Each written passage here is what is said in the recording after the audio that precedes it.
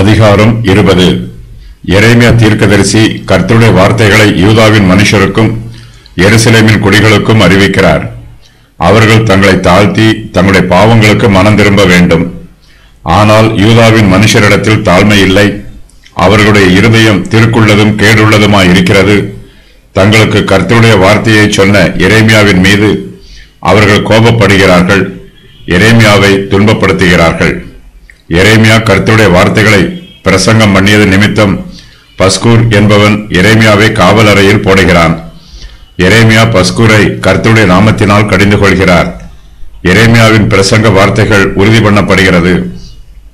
தனக்கு ஏற்பட்டிருக்கும் பிரச்சனைகளை எரேமியா கர்த்தரிடத்தில் முறையிடுகிறார். எரேமியா கர்த்தருக்குள் தன்னை திடப்படுத்தி உற்சாகப்படுத்திக் கொள்கிறார். தன்னுடைய மனதின் பாரங்களை எல்லாம் எரேமியா கர்த்தரிடத்தில் சொல்லுகிறார்.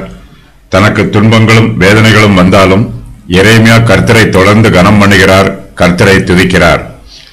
எரேமியா கர்த்தரை துதித்தாலும் தன்னுடைய பிறந்த நாளை சபிக்கிறார்.